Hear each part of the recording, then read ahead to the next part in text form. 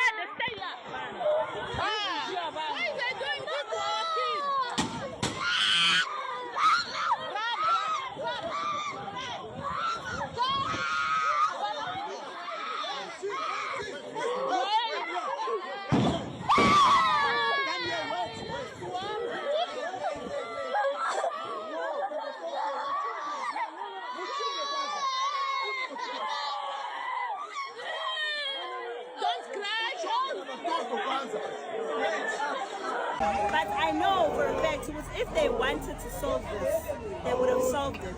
And God decision, even before today, come January, we're not compromising. We're not compromising on South African children anymore. Now suddenly it's becoming as if it's magic.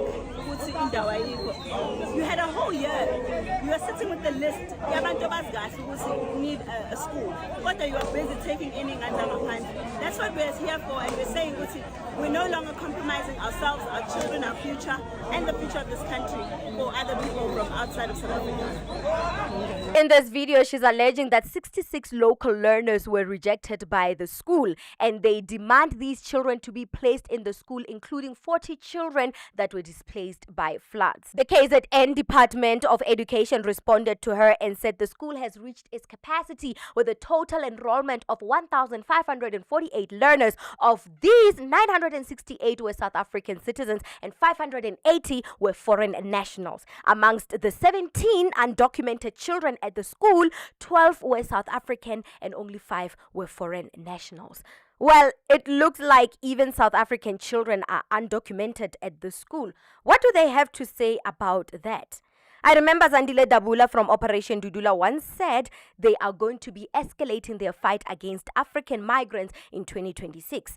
I honestly didn't think denying black children an education was part of the agenda, but here we are, ladies and gentlemen. The country. Schools, we're going to launch a campaign end of school, and no foreign child will be attending school in a public school. They can rather take them to private, we don't care, but at public schools, it's going to be reserved for South African children only. You know what I think? The problem is not migrants. It's the government. They have lost track of the population. How many people are in the country right now? I mean, if you are going to allow immigrants to flock into the country, whether legally or illegally, then you should expand infrastructure to accommodate all of us. Our borders are weak. There is an illicit business of smuggling immigrants in the country at the borders, and Home Affairs officials are complicit in this. Clearly, they have a plan of accommodating these migrants as they're shipping them in, as they're smuggling them in South Africa. And I know someone in the comment section is going to say it is not the responsibility of the government to use our tax money to increase infrastructure to accommodate people that don't even belong in the country. And I say to that comment, it is true. It's true. But guys, children are innocent. Some children of those illegal migrants were born here. And South Africa is the only home they know. What must happen to them? South African law guarantees every child the right to basic education, regardless of nationality.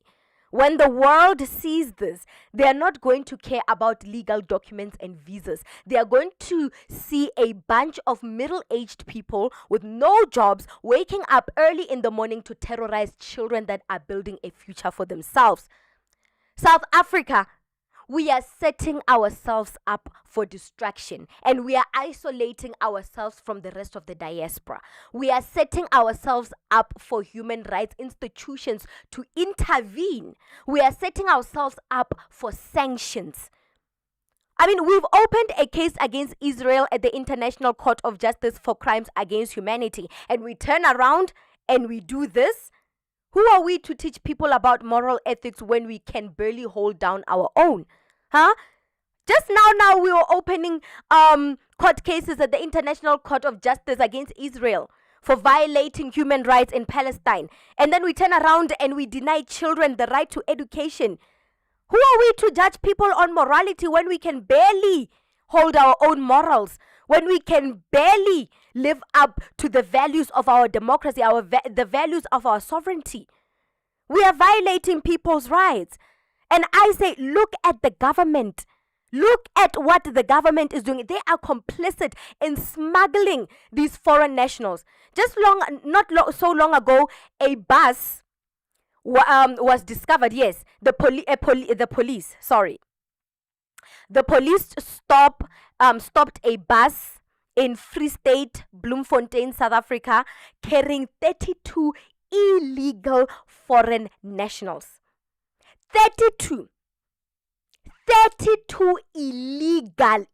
illegal foreign nationals. Where do they come from? Who let them in? Because I know they didn't fly here. They're not witches. They don't have a broom to fly in South Africa. Who let them in the Beitbridge border?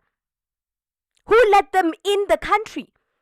Clearly, someone at the borders is running an illicit business of smuggling illegal immigrants in the country.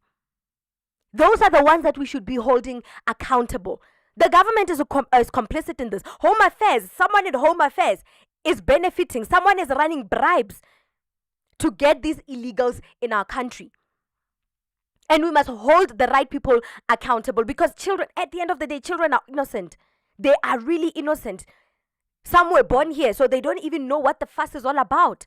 All they know is that I was born here, but the land that I know as my home is discriminating against me. South Africans, we can do better. We can do better. We really can do better. And if you are a smart South African, you can realize that there is a larger hand at play. No South African can wake up in the morning and start to wage war against the black skin. No one. We've been living with this foreign migrants, these African migrants, for decades now. We've been living with them for decades. And all of a sudden, we are xenophobic. All of a sudden, there is these protests. All of a sudden, there is this violence against African migrants. All of a sudden, there's a bigger hand at play. And if you know, you know. If you're smart enough, you'll know that a certain country, South Africa, has opened a court case against a certain country. And that certain country is known for fighting back, is known for stirring up trouble for other sovereignties. It's known for interfering in people's domestic affairs, domestic policies. It is known for funding protests that challenge the government, that challenge people that are in charge, that challenge the sovereignties. It is known for funding chaos. So if you know, you'd know that South Africans wouldn't just wake up and have an idea of fighting foreign migrants. Nah. Or African migrants, as you'd like to call them. No. Someone is angry. Or a certain country is angry that we opened a court case against them, and this is their way of revenge.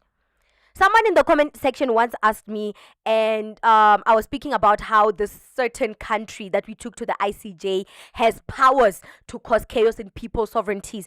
And someone was like, wow, how quick you are to blame this particular country, as if South Africans are not xenophobic. South Africans are not xenophobic. They're not xenophobic. We are not these kind of people. I mean, we forgave people that did not ask for forgiveness. We integrated them into the Rainbow Nation. We let it slide. Despite being slaughtered at their hands, we let it slide. If we can forgive them, clearly we have moral conscience. What do you think about this segment? Comment to us in the comment section below. Don't forget to like and share the broadcast. Subscribe to our YouTube channel. Hit that notification bell so you don't miss these groundbreaking conversations right here on the African Diaspora News channel. Hello, family. You know that I have my own YouTube channel. It's called The Native Talk. The link is in the description box below. So go to the description box below, click on the link, subscribe to The Native Talk, and I'll see you on the flip side.